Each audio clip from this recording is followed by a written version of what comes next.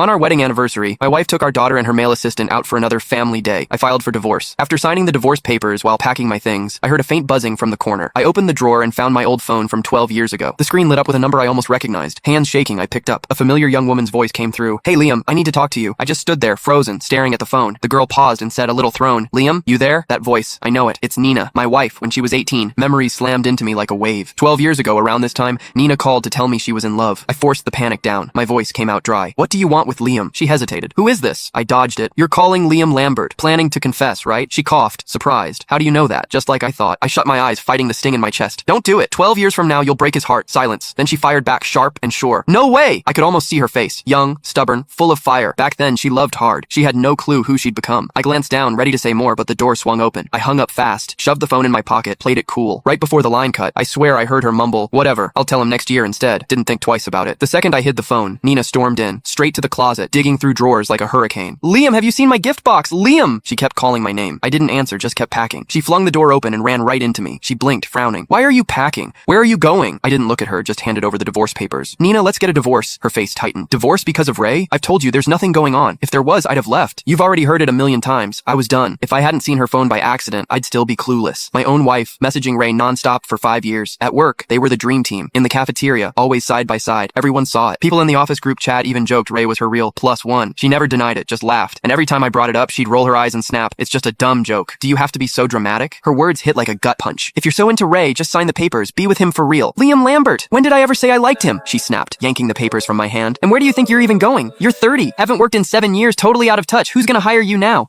How are you gonna survive?" Cold, brutal. 7 years ago, Nina and I were both prepping for interviews at one of the top companies in Avondale. The day before, I got into a car crash while out grabbing fruit for her. Shattered my leg. 3 months in bed. She went solo. Nailed it. When the offer came, she hugged me tight, whispering, "Liam, you got hurt because of me. My job's just starting and Sasha's still little. Stay home with her. I'll take care of us." Thinking about it made my chest twist. I wanted to snap back, say something, anything, but the words just died in my throat. Nina ripped the divorce papers to shreds. That's when her anger finally cooled. "I'm gonna pretend you didn't say any of this. Don't bring it up again." She turned to leave, then stopped at the door. "Oh, where's the gift box?" I kept my eyes down. "Bottom shelf of the closet." "Got it." She grabbed the sleek box, then hesitated at the doorway. "Wait for me at home. I'll be back soon to celebrate our anniversary." A bitter smile pulled at my lips. So she had remembered our anniversary. I'd seen that box yesterday. Inside was a custom suit from a high-end brand. I'd wanted one for years, but never pulled the trigger. At first, I thought it was for me. My heart actually jumped. Then I took it out. Wrong size. Found the card tucked inside. For Ray. Yes, I'd been fooling myself the whole time. That moment, more than anything, made me sure I wanted the divorce. Maybe it was that weird call earlier, but I pulled out my phone and scrolled through the old call log. Nina's confession from way back then. I saw it. The date had changed. It wasn't 12 years ago anymore. It was 11. And I remembered what she'd said right before I hung up. "Whatever. I'll tell him next year instead." My stomach dropped. Could 18-year-old Nina actually mess with the future?